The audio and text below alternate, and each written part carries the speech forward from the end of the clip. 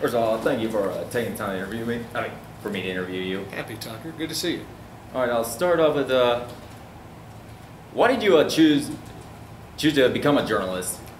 That's a tough one. It's something that as a child, I always wanted to do. But at the same time, I thought it was for special people. I didn't think it was for people who, like me, I lived on a gravel road, lived on a horse farm, which was a kids' camp in the summer, lived in small towns.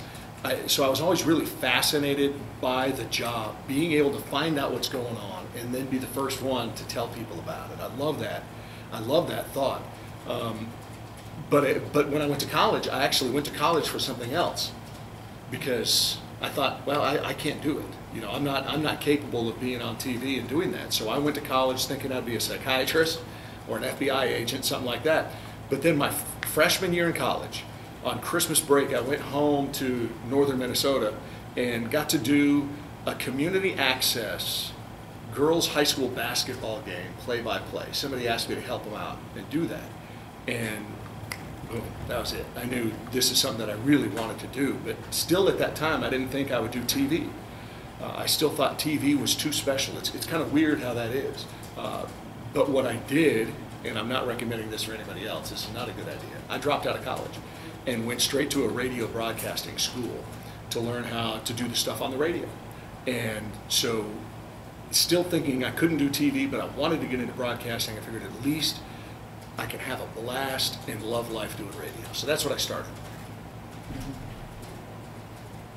I wish I would put that one question at second there. You can ask it again too. That's okay. I know, I just kind of would have been a great transition. All right, so next, what do you consider to be the primary responsibility of a journalist? Primary responsibility. To me, there's a couple of them. Number one, you've got to hold the powerful accountable. The reason that we are doing what we're doing is so that everyday folks don't get run over by the people with the power. We're kind of watchdogs for the community. That's number one. Number two is we let people know, we keep people in touch with their community. So the stories don't have to be important. The stories don't have to be life-altering to matter on the news. News is when you were going to Bricky, right? Bricky Elementary. You came home, told mom and dad what was going on today in class every once in a while. That's news. That was news to you. That was news to your parents. That's news on our level, except we're speaking to 1 million people instead of the white family. But what we try to do is find out the little things, the heartwarming things, the sad things, the little things going on around East Tennessee, and tell people about it. So the second prong of our job is letting people know what's going on in their community.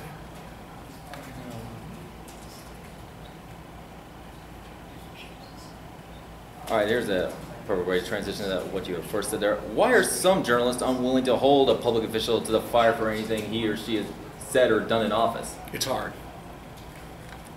It's hard. You've got to do more homework. You've got to make more phone calls. You've got to knock on more doors. You've got to know more than the politician, than the powerful person, than the corrupt business owner, so that you can question what they're doing, so you can demand answers from them. The main reason is it's hard. Well, isn't that a small price to pay, though? Yes, it is a small price to pay. Absolutely. And that's, for most people, that's why you got into this business in the first place. Now, there's not every day, you don't walk into the station every day and have some wonderful controversy dropped in your lap. So there's, for some people, they will go their career and only have one, maybe two opportunities to uncover, to hold a powerful person accountable in a big, meaningful, major way. Watergate was of course broken by journalists.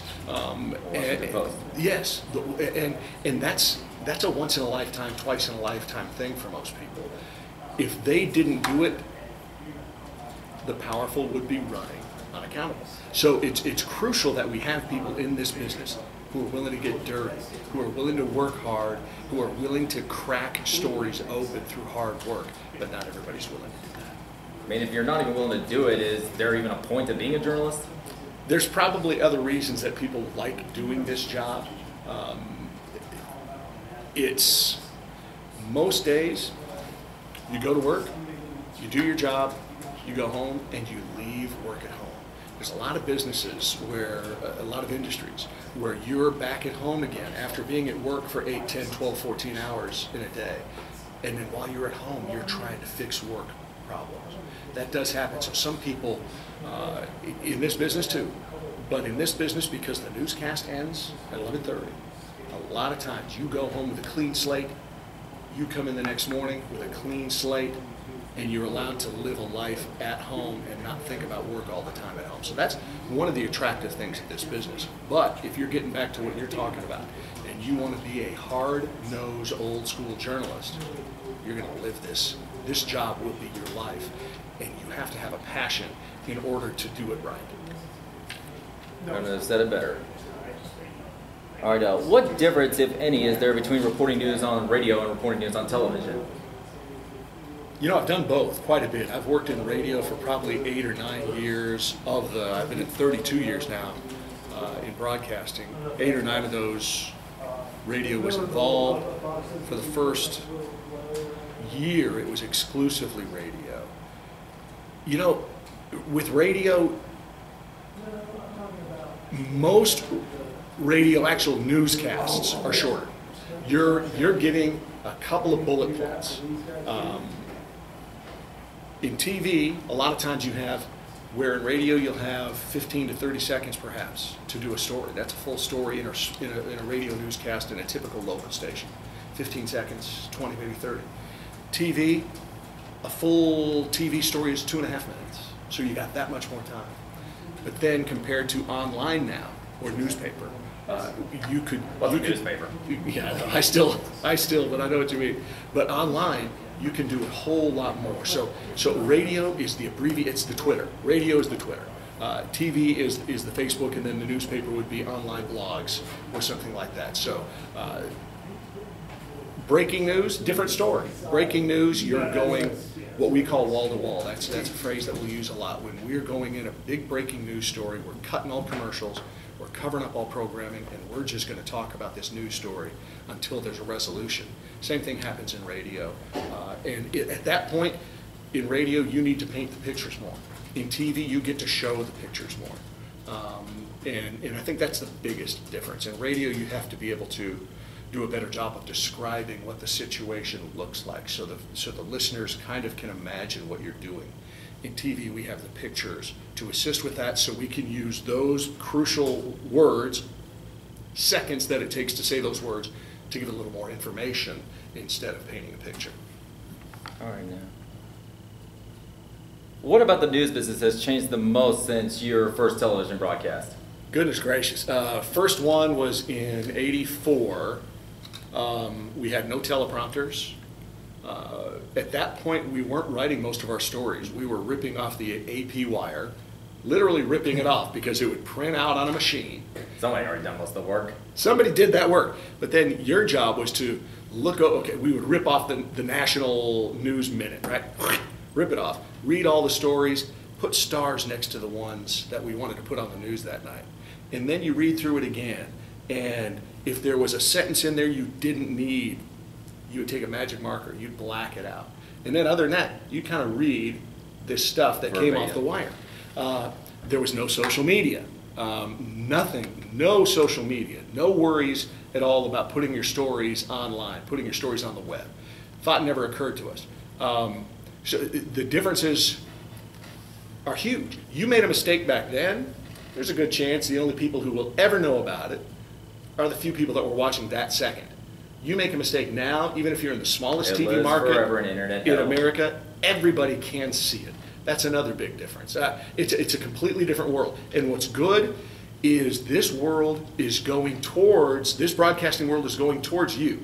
It's going towards the college students. It's going towards the high school students. It's not going away. So the skills that are needed now are the ones that you already have. It drives me nuts to have to pick up my, seriously, I hate doing this, have to pick up my phone, find Twitter, think about, okay, what am I going to tweet about to get people to watch the newscast? Type in a couple of sentences and make sure I didn't misspell it, make sure I hit send. I go, whew, glad that's done for now. Where probably a lot of you and a lot of your friends, it's one-handed, it's a natural thing. And that's a skill that's going to be needed in this business for years to come. So you're on the way already. Well, for the record, I'm not really all. You're not a big Twitter? I only use it because the job I'm going into pretty much requires it. All right, good. Get good at it then. Yeah. Get good at it. Well, honestly, I feel like I could live without it. Yeah, me too. Me too. So, all right, that's you. No. To what degree do you believe ratings drive news content?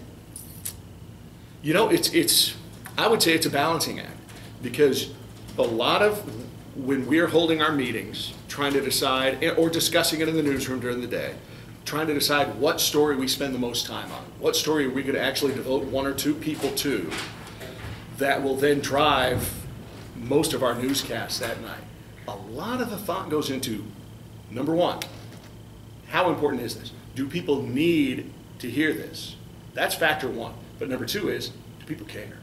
Will people want to watch this? So it's a big factor. I mean, it's in my estimation, and you'll find people who based on their own judgment will disagree with a lot of the things that I'm saying, because I'm speaking not from a rule book, but from my own opinions. It's the second biggest factor, is ratings, is will this story bring in viewers? The number one factor, is this important? Do people need to hear this? Is this crucial? Then yes, do it. It doesn't matter if people want to watch it. Second factor is, if number one's not in play, then number two immediately comes into play. Is this something people are going to want to watch? But should ratings even have any say on it? Because instead of if it's something that people need to know about it when they're at the voting booth? It shouldn't, but based on the machine that's been created over the last decades, it matters. It matters. There are people's jobs on the line. There are livelihoods that can dry up at a TV station if people don't watch them. So it's the kind of thing where you really do have to be careful. You have to make sure with with a massive level of responsibility, you're not just going to put silly things on the air. But you do have to take into account, is this going to draw viewers to our station? Is this going to build our brand and make us even stronger? So yeah, it is something that you consider. So I guess we can't all be like the newsroom. No, the newsroom, no. And I gave that one 2 episodes, and I quit watching it. It was just too silly. It was too different from what the real newsrooms that I have been in are like. But I'll tell you this, I've never been at the network level. So it's entirely possible that the things that I thought were stupid about that show, it's entirely possible they're true in some newsrooms at the network level. So, but no, yeah, it's a different climate than you tend to see on TV and movies. How does a journalist go about this? Well, I think you may have already answered this, but how does a journalist go about deciding what the public needs to know? A lot of it is experience. A lot of it is seasoning. A lot of it is living the life in the community, knowing what matters to people here, knowing what's important. It's a big responsibility to tell people to decide what they're going to hear about that day. The good thing is you don't get paralyzed by it, because there are other means for people to educate themselves. So we have 30 minutes in our typical newscast. Each one tends to be 30 minutes. We do have a couple, the morning show's longer, the 4 o'clock's longer. But think on the 30-minute level, we would be overwhelmed if we tried to, in that 30 minutes, educate everybody in East Tennessee on everything they need to know. We don't have that much responsibility. So for us to decide what is a good story, what is a story that people need to hear, it's simply through living in the community and knowing what matters to the people that we live with, that we talk to, and listening to people and trying to find out the things that are important to them. And then there are some that are just plain obvious. If there's a serial killer on the loose and he's swinging an axe down Kingston Pike, that's pretty obvious. We got to let people know. If there's a disease running right now, it just came into the country. They found it in Baltimore, and it's spreading to the south and to the east, or to the west. We got to let people know. So a lot of it is obvious, and some of the other is just through experience. You just have to learn, and it's important for you to think about that through your day. You learn what's important. You learn what matters to you. Is there a difference of culture between, say, working at a CBS affiliate versus working at an NBC affiliate? Not the affiliation. I've worked at all three affiliates, and I've worked at a cable access, not a cable access, but I've worked at a cable news station as well. There is no difference in it is based on the affiliation. Well, maybe on the local level There, there isn't. right. On the local level, there's not. Couldn't speak to the network level. Don't know. Haven't been there. But I know there is a different atmosphere. There's a different philosophy. There's a different drive. There's a different tension level in each and every news department. It doesn't matter what affiliate they are. It matters who's running. It matters what the temperament, what the mentality of that place is. It matters what place they're in, first, second, or third, and how desperate they are to stay at number one, or how desperate they are to get out of number three. So, not based on affiliation, but yes, I would say every station, I've worked at quite a few, every station I've worked at has a different level of tension, a different level of what's important. All right,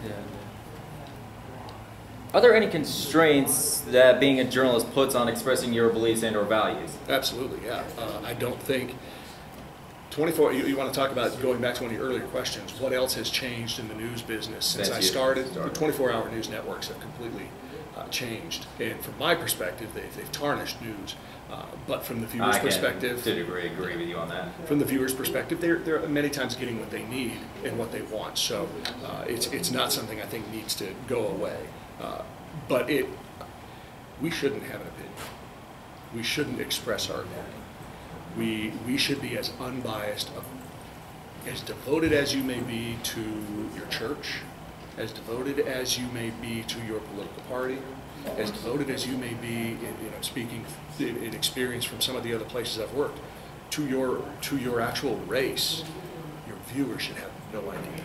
They should have no idea that you have any preference one way or the other. So you need to be unbiased about everything. Of course, now with the 24-hour news networks, this is something else that's interesting. I was in Atlanta for a while with the 24-hour news networks, and basically espousing opinion. That's what they do. They get on and throw their opinion out there, whether it's educated or not. I've actually had news bosses in the past who say, maybe it's time for you to start throwing your opinion out there. And that may come more and more on the local level, and it is creeping in already. But I still hold firm that I don't want people to, other than the fact that I root for Tennessee, which we wear orange. No, it's got all that against you in this town. We wear orange on Fridays, right? So that's hard to hide. Other than that, I don't want people to know what church I go to. I don't want people to know how I vote, because I think then it ruins your credibility on other stories. And you need to be believable talking about everything. If I did a story talking about how much I love the Gators, people would know I was lying. But I don't want them to know there's any other opinions up here, really. But certainly there must be times when a broadcaster can't just sit on the sideline, because even Walter Cronkite at times would express his opinion when it felt like that staying on the sideline was just stupid. Yes, and that's true too. That's true too. The danger is when you think the times to do that are frequent.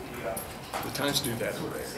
The times to do that are I don't know if Walter Cronkite, and I don't know if he did it more than 3 or 4 times in his career where he actually. I can only think of Vietnam. Yeah. The times to do that are very rare.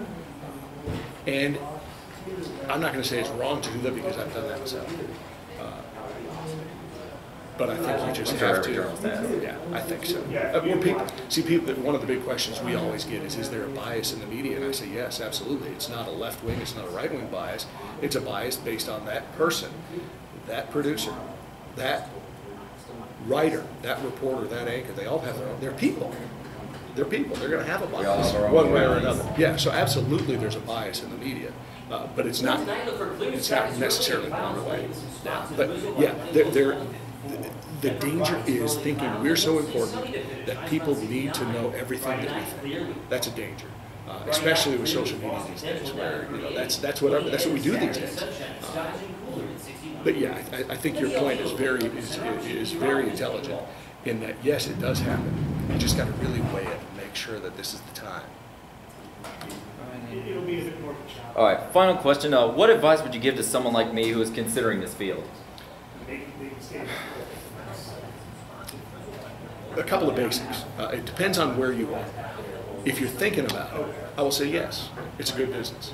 It's going to continue to change. It's going to continue to grow. It's going to continue to shrink because of all the other options out there for people to get their information during the day. But it's going to be there. Local news is going to be there because people need to know what's going on in their town. So yes, good business to get into. That's my first piece of advice. Second piece of advice, don't be afraid to start small. Okay, thanks, David. Don't graduate or near graduation knowing you want to be an anchor, knowing you want to be a producer, knowing you want to be a reporter, knowing you want to be the boss, and then graduate, apply for that job, and wait. You're not going to get it. My advice is start small. Get in the business somehow, no matter what. Get in the business and then prove your worth these additional goals that you have set for yourself. Prove your worth being an actual full-time on-air reporter. Prove your worth being a producer who's responsible for an entire newscast content. Don't expect it to be given to you. You got to earn it. And you earn it by saying, really, that's the only job you have available right now? Well, okay, I'll take it. And take it. Work it. Get better and move on. All right. Thanks for the time. Heck yes. Good to see you, my friend. Good to see you.